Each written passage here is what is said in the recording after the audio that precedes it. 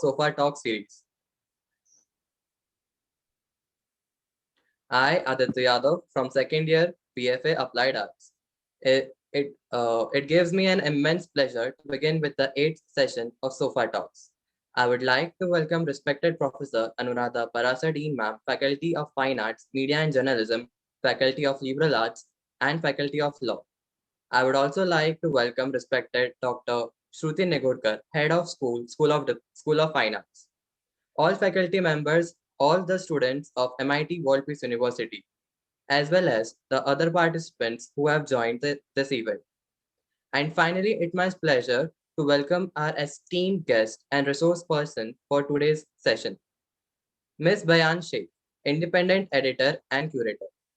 MIT World Peace University School of Fine Arts is organizing SOPA Talks under the inspiration by our revered professor, Dr. Vishwanath D. Karar, founder president, MIT World Peace University, and creator of MIT World Peace Dome. And under the motivation and inspirations of a dynamic leader, an educationist, and a committed nationalist, Honorable Executive President Shri Rahul V. Karar.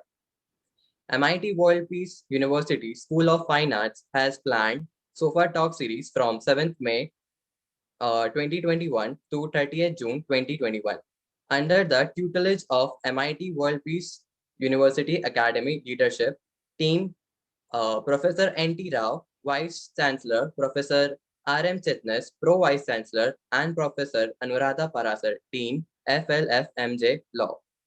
We also welcome our beloved Honorable Dean Ma'am, Faculty of Liberal Arts, Fine Arts and Media and Journalism, Professor Anuradha Parasar, who is our guiding light, mentor, and under whose supervision we are organizing SOFA Talks 2021. Now, I would like to hand over to Shruti Negurkar Ma'am. Thank you so much, Aditya. So, as Aditya mentioned, we are organizing these SOFA Talks under the guidance of our Dean Ma'am, Professor Anuradha Parasar Ma'am, who is helping us not only, organizing these talks, but into organizing many other initiatives that the school is taking. I will like to mention to our guest today, Bayan Shaikh, that, MIT World Peace University is a very unique university. I think only one of its kind, which is offering world peace as, one of its mission as part of education. It is the university which is the center for scientific, educational, technological, and also spiritual development, and thus the name MIT World Peace University. It is offering many programs like UG, PG, and PhD programs, apart from many certificate and diploma programs too, in the realm of various faculties like liberal arts, fine arts, media and journalism, law, engineering, pharmacy, management, design, political leadership, governance, educational and computer sciences, and many more. As on today, at any point of time, more than 60,000 students are pursuing various courses under the 65 plus institutes which run under the flagship of MIT. MIT is run under the guiding light of our honorable founder, Shri Vishwanath Karar sir, and also honorable executive president, Shri Rahul V. Karar sir. We are blessed with the leadership of our Vice Chancellor, Dr. N.T. Rao sir, Professor Vice Chancellor Ravi Kumar Chitnis sir, and our own Dean Ma'am, who is the Dean for 3 different faculties, Faculty of Fine Arts, Media and Journalism, Faculty of Law, and Faculty of Liberal Arts. The School of Fine Arts is a very young school, and I find that it is a very dynamic place to be, for students as well as for us faculty. The school is presently offering 3 different programs. One is BFA Applied Arts. And then we are also offering MFA Applied Arts and PhD in Visual Arts from this year onwards. On behalf of my dean, Dr. Anuradha Parashar, and of course, all the faculty and students, I want to welcome our guest today, Bayan Sheikh. Bayan, I would like to tell you that these SoFA talks has come out of an idea to share with world, many possible opportunities that are there after pursuing the course of BFA Applied Arts. I think that it is a very coveted and very versatile course, which opens doors to many, many professions. People can get into advertising, UI, UX, animation, illustration, e-learning, space design, website design, social media, typography, calligraphy, photography, graphic design, branding, packaging. And of course, they can also dabble and make their mark in the field of fine arts, which includes paintings, sculptures, installation arts, and many more things. There are many applied artists that we know in the history who have worked extensively in the field of pure fine arts. And today's guest is one such young lady that we have today. She is from Kazakhstan, and I'm extremely thankful to her for accepting my invitation today and coming here for SoFA Talks. So, as Aditya mentioned, we started this series on 7th, and we have had people like Shobhna Hadap, Samir Prabhune, Sandeep Bhamkar, Monosij Sarkar, Aditya Shirke, Oliver Okoth Martin, Saili Bhagli, who have spoken on many different topics. And today we have Bayan Sheikh, who is going to be talking about art and its impact in society. It's an amazing topic. And she, at a young age, she's working in this arena. And now we are going to start with this session. But before that, I will request for her introduction and hand it over back to the student moderators for that. Thank you, Shruti ma'am. So now I would like to request everyone present on the panel to pose for an online photo record.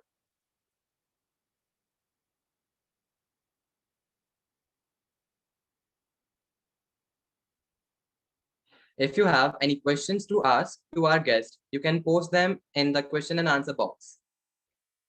Now I would like to hand over to Dharini to introduce our guest and resource person. Over to you, Dharini. Thank you so much, Aditya. Ms. Bayan Sheikh is an independent editor and curator based in Almaty, Kazakhstan. Her main research focus was on politics and representation and collective memory. She has received her bachelor's degree in fine arts from Savitribai Phule Pune University, India. In 2017, she was a part of Pune Biennial Foundation team and was associated with Clark House Initiative, Mumbai, India, until 2019. Besides her own independent projects, she is currently working with Eurasian Cultural Alliance, Almaty, Kazakhstan, as a project manager, helping in development of online educational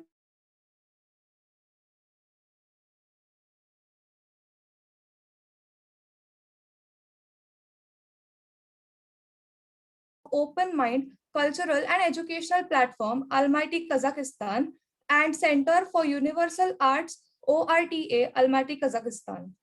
She continues to be interested in knowledge formation, feminism, video game studies, and interactive curatorial practices. I'm sure everyone is excited to listen to Ms. Bayan.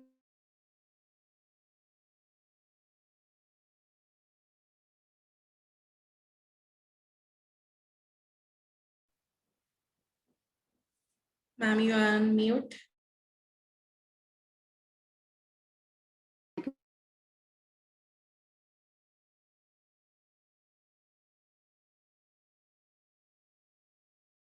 All are looking forward to. We are going to have a question and answer format. And for that, I would like to invite my colleague Pallavi Rajwade to join in this.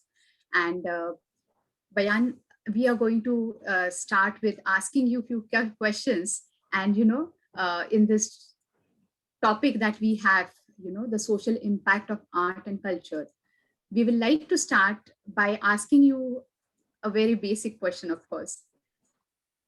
You have had a illustrious journey so far at a very young age. And I will like to ask you, what has been your milestones, the early milestones from your graduation in applied arts to, your experiences in the world of art. So over to you, Bayan ma'am. I beg your pardon, I didn't.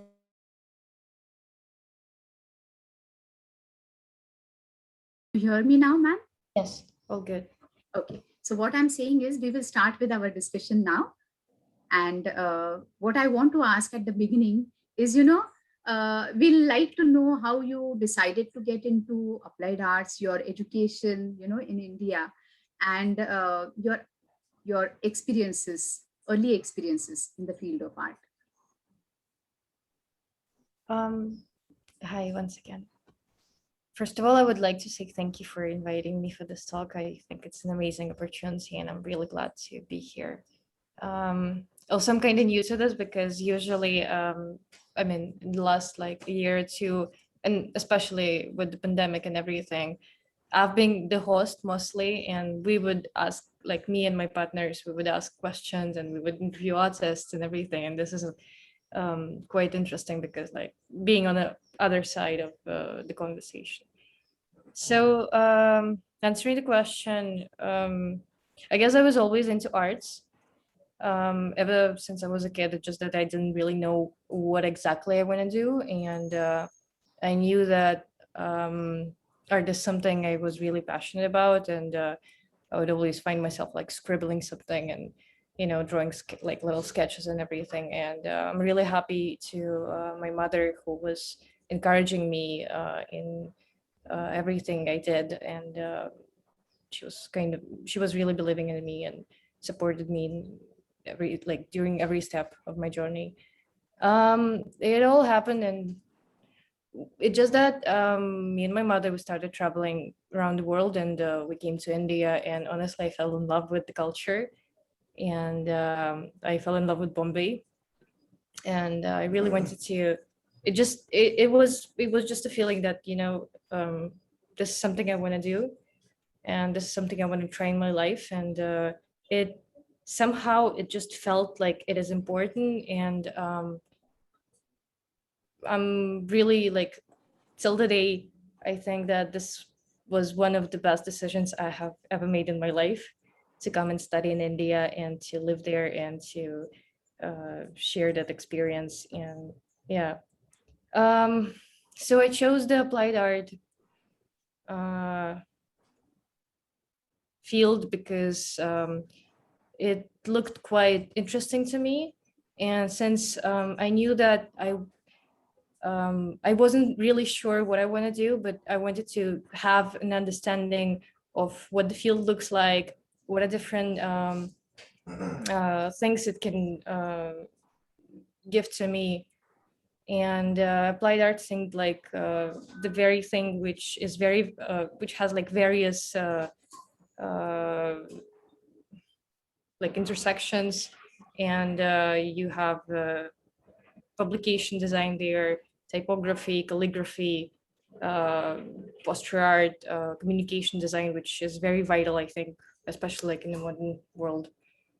Um, and for me, it was like a part of understanding myself and what I want to do in future.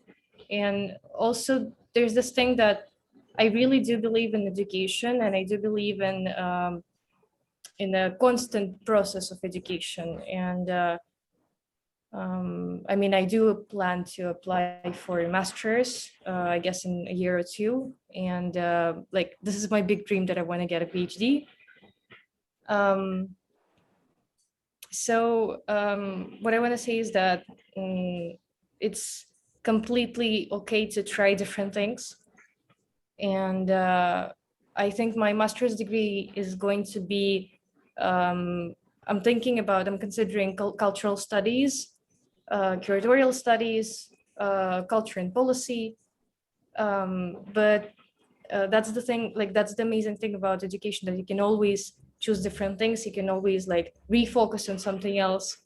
and always use like your background and whatever has, uh, has happened to you before. So yeah. True. Yeah, that's true. So, but after your graduation and even during your graduation, you have dabbled into a lot of work. So you were a part of Pune Vinale. If you can talk about that a little bit.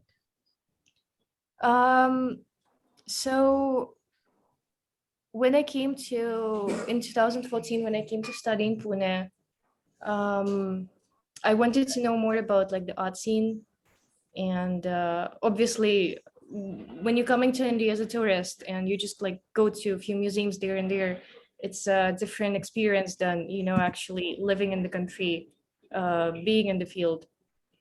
And I guess I was just lucky enough to meet the right people and uh, be at the right places, and just, I guess, being open to different opportunities, seeking them at times. Um, so um, that was during my second year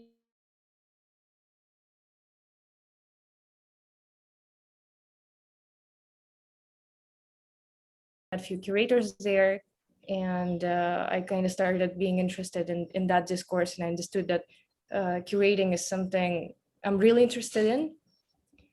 And then when the news happened that they announced the Pune Biennale, and the main curator of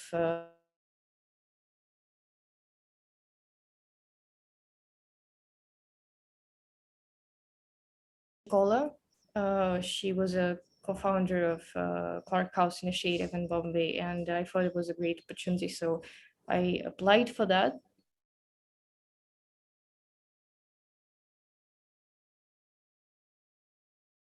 Asked me to join the office and become a part of the team, the core team.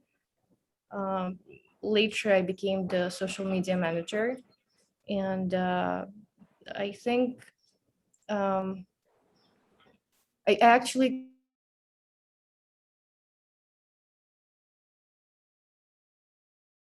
classes regarding social media and design communication and all of that to become like a member, helpful member of the team. Yes, I'm sure as part of the core team for Pune Biennale, you must have definitely benefited from your design discipline also, although you were working in the realm of fine arts. Yeah, correct. So I actually, what I really liked, and I guess I started developing that interest and talking to artists and bringing the conversation with that, like with artists on art, different people. So during the Pune Biennale, like as a social media manager, I would just like always seek out for different content, and it was very important to me to engage everyone in this conversation. To I really wanted like a lot of a big engagement with the ordinary crowd who has no interest in art or whatsoever. And we were trying to do the interviews with artists, to just like think about new things art can bring into people's life through the exactly like the perspective of the artworks which were showcased during the Biennale. Yes. That's really good to hear, Ms. Bayan. And I would like to ask you about the Clark House initiative that you were involved in, and some more experiences if you can share with us about that. Sure. So uh, right after graduating from college, I received an offer to become a part of Clark House Initiative. Since I knew Zasha and I knew other members of Clark House from 2014 or 15 might be. because I started, like, as I said, I started going to Bombay and was trying to meet new people. And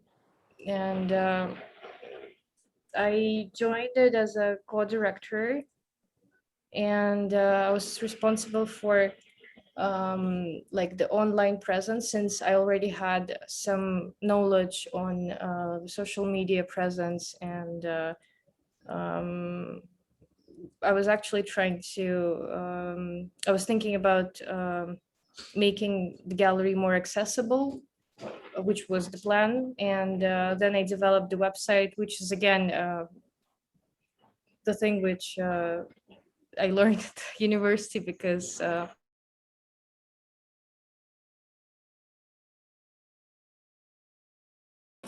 to me, and I could actually make the website for Clark House and restructure, because they had a huge archive of artworks of exhibition and everything. And at the time when I joined, the whole website was just a PDF page.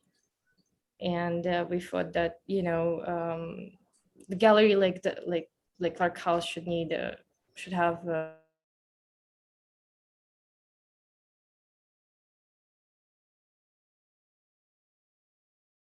Paris and London. And I guess my biggest role in there was to manage to make the website and to make Clark House more accessible to other people. Also, at that point of time, I started thinking about the conversation I can have regarding art, related to art between two cultures in India and Kazakhstan, because honestly, India became like a second home to me.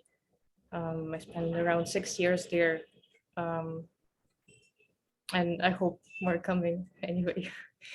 Um, So, Bayan, I was going to ask you this, that that you mentioned now that Kazakhstan art field and the scenario in India regarding art, I'm sure it's completely different, and there are different structures that work within these two countries. So we'll definitely like to know about how it is different, in Kazakhstan versus in India, the art field, art scenario, and what are the differences, and how you're trying to merge them as you know a person who's trying to connect these two countries through art. so I guess I would say a huge thank you to Clark House Initiative again, because they And allowed may me. I, ma'am, I'm going to request you to speak a little louder because sometimes the voice is going a little low. Can you hear me? Yeah, absolutely, can hear you.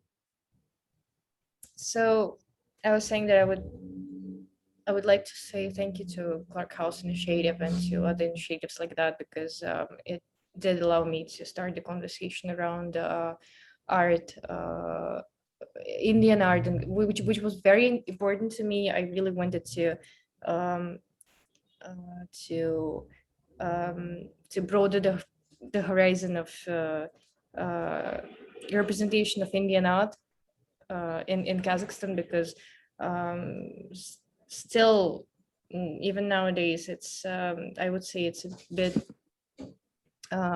underrepresented. And we do have Indian exhibitions, but it's mostly uh, on craft. And a lot of people do think of Indian art like here, and they relate India to Bollywood and Indian movies. So it was, which is obviously one side of it, but being there, obviously I could see that it's so much more. And honestly, I'm like a big fan of Indian contemporary art anyway. And yeah, I wanted to bring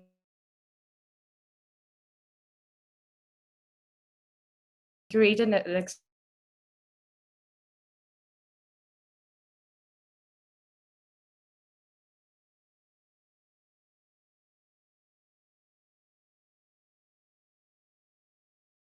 called Eurasian Cultural Alliance. And so they did this huge art festival called Art Bud Festival to engage public in art again. So yeah.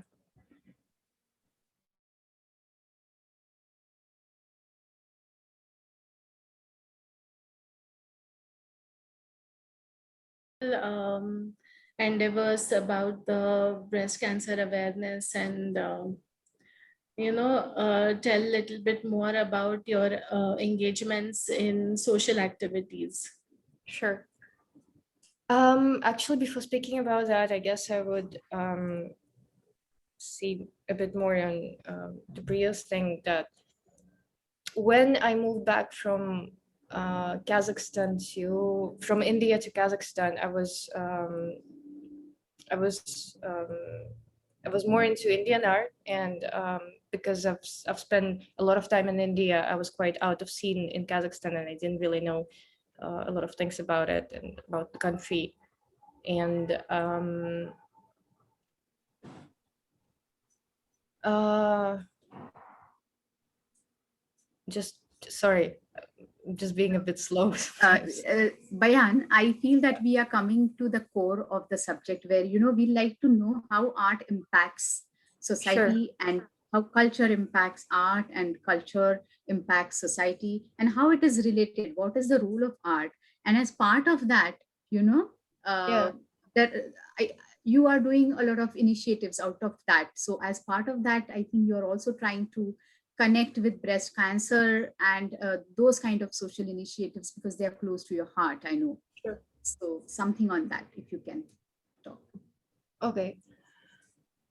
Um, so yeah, after I came to Kazakhstan, I thought that obviously with the background I had, I was trying to work on art scene here, and I was a part till February because we decided to move out of Kazakhstan now. Me and my husband were moving to Norway, but anyway, um, I actually was working with the same Eurasian Cultural Alliance, and we were trying to promote Kazakhstani art in Kazakhstan, and I became more aware of it. And I was working on an educational project, which for curators and young artists. And then it's just that I can see how Kazakhstani art scene is in a way still evolving and emerging, and there are so many steps to take, and I think even though it's much better right now than it used to be like 6-7 years ago, it's still getting there, and the market is still evolving. And recently, it's just been a week actually, I just thought how what else I could do for uh, for people here, and what are other things that interest me. And since as you mentioned, I actually have a history with breast cancer because my mother was struggling with it since 2001, and it was her dream in a way to open these support groups, because unfortunately we don't have them in Kazakhstan. And right now I'm like working on my application and the whole pitch work and all of that to make it happen here. And obviously, like with the background I have, I was thinking what else I can give to this idea except for the normal standard of how the group it's not a therapy, how the